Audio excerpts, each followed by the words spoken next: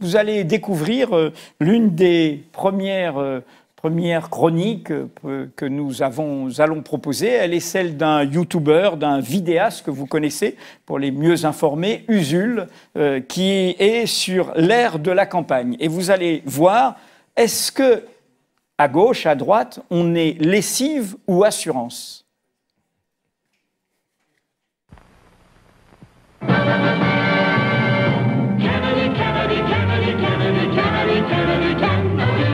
En termes de communication politique, on sait tous qu'ils savent y faire, ces États-Uniens. Ça fait un bout de temps que nos politiciens regardent ce qui se passe de l'autre côté de l'Atlantique pour évaluer un peu ce qu'un responsable politique peut faire pour avoir l'air moderne, cool et épater tout le monde avec de la com dernier cri. La chanson c'est cool, on est un peu à la bourre parce que eux ils font ça depuis des plombes et qu'il faudra attendre 1977 pour avoir le droit à un truc aussi brillant que ça.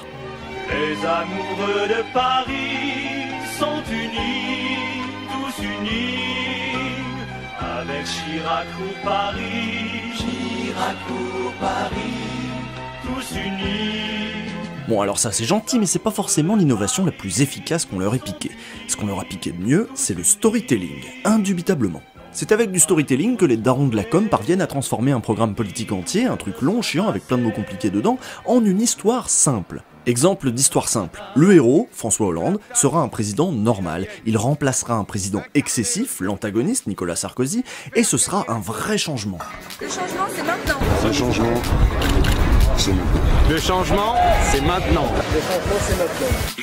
Voilà un storytelling gagnant. Sauf qu'on va être en 2017, le coup du changement, Hollande va avoir du mal à le refaire passer, et il y a moyen que ça ne prenne pas.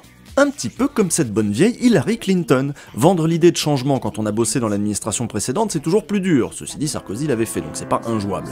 Mais c'est encore plus dur quand on porte le même nom qu'un autre président et qu'on a déjà créché à la Maison Blanche un paquet d'années. I'm Hillary Clinton and I approve this message. Alors quelles sont ces deux histoires qui vont s'opposer aux États-Unis et que les candidats vont mettre en scène? Et surtout, en quoi ces récits pourraient inspirer nos candidats à nous?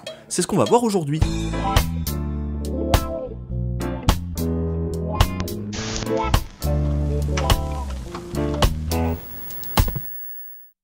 Un président, ça peut se vendre comme un produit, les ricains le savent depuis l'après-guerre. Alors la question pour les communicants, c'est de choisir la bonne histoire pour vendre le candidat comme le bon produit. Trump, par exemple, est une lessive.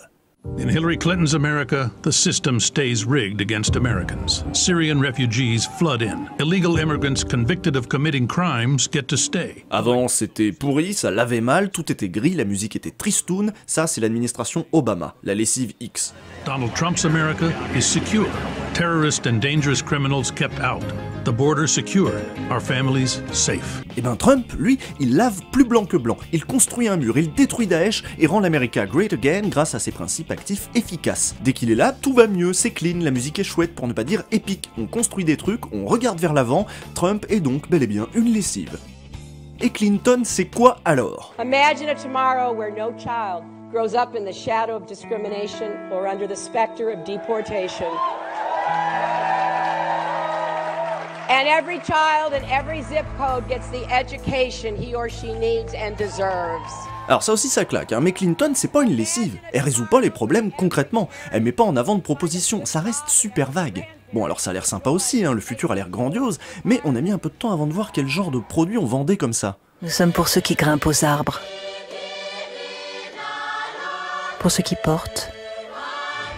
With your help, that is the tomorrow we will build for our country. Pour ceux qui se mettent au service des autres et ceux qui en ont fait leur vocation. GMF, premier assureur des agents du service public. Clinton en fait c'est une assurance. La musique positive, les images un peu arty, les visages, l'humanité des gens, les sentiments nobles, rien de concret mais une sacrée promesse. Demain, ça sera bien. Premier assureur des agents du service public.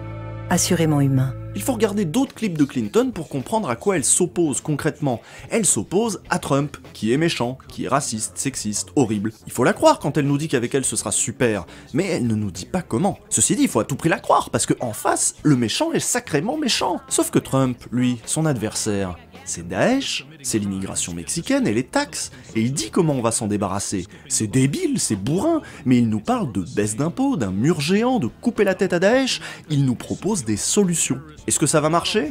Pour rendre l'America Great Again, c'est peu probable, mais pour gagner les élections, là, la question se pose. Et la réponse, qui ne va pas tarder à tomber, ne manquera pas de donner du grain à moudre au baron du PS. Le storytelling qui consiste à présenter son candidat comme un rempart de sagesse face au monstrueux candidat d'en face, aussi monstrueux soit-il, a-t-il de beaux jours devant lui? Combien de temps cette histoire peut-elle encore tenir si elle ne s'accompagne pas de propositions sexy? Alors, quelle petite musique choisira la gauche? Celle de la lessive ou celle de l'assurance?